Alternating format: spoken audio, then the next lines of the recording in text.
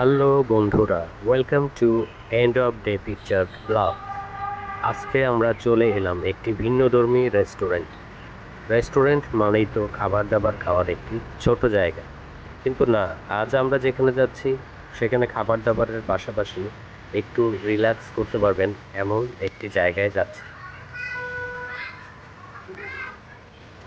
আজ আমরা যাচ্ছি হাইডওয়ে ক্যাফে নামক একটি রেস্টুরেন্ট।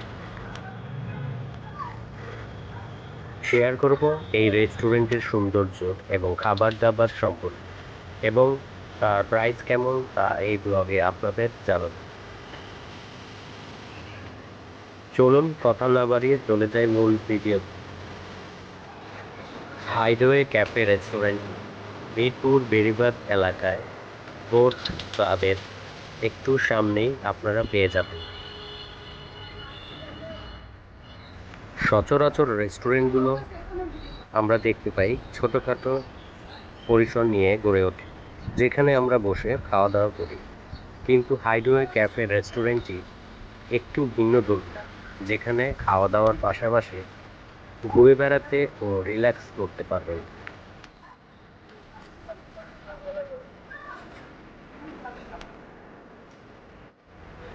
রেস্টুরেন্টের চারপাশের প্রাকৃতিক পরিবেশ ঘুরে আপনারা অন্য সাইডে রেস্টুরেন্টটি পেয়ে যাবেন।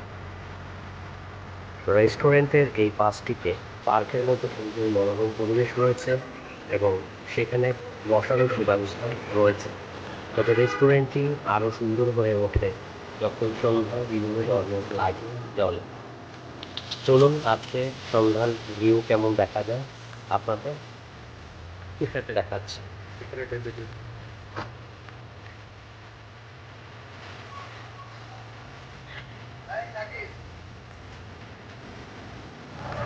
রেস্টুরেন্টের এই পাশটি তো সুন্দর করে ডেকোরেশন করা এবং দেখে মনে হবে যেন শিল্পীর তুলিতে আঁকা, এবং সন্ধ্যায় সুন্দর লাইটিং হয়।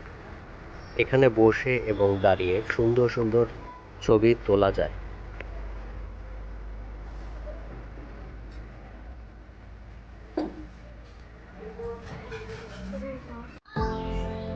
যারা ছবি তুলতে পছন্দ করেন এবং ভালোবাসেন তাদের জন্য এই রেস্টুরেন্টটি পারফেক্ট করে সাজানো হয়েছে। রেস্টুরেন্টের প্রতিটি অংশই মনে হয় শিল্পের ছোঁয়া।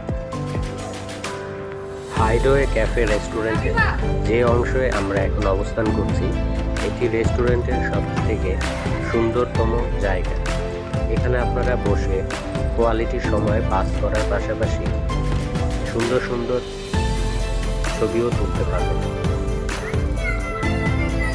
এখন আমরা রেস্টুরেন্টের উপরের অংশটিতে যাব। উপরের অংশটি বেশ খোলামেলা এবং একটি রেস্টুরেন্ট রয়েছে, তবে রেস্টুরেন্টের ডেকোরেশনের কাজের জন্য এখন আপাতত বন্ধ রয়েছে। উপরের এই অংশটি থেকে আমরা আশেপাশের চমৎকার নয়নাভিরাম দৃশ্য উপভোগ করতে পারবো।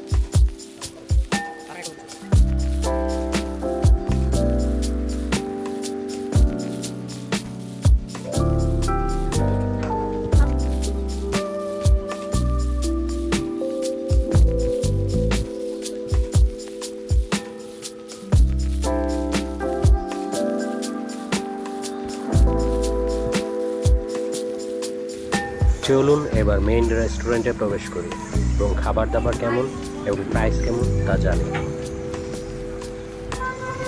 এখানে রেস্টুরেন্টের দুটি পার্ট রয়েছে, নিচতলা এবং দ্বিতীয় তলা। উভয় অংশে বসে খেতে ও ছবি তুলতে পারবেন। উপরে ওঠার জন্য সুন্দর একটি সিঁড়ি রয়েছে।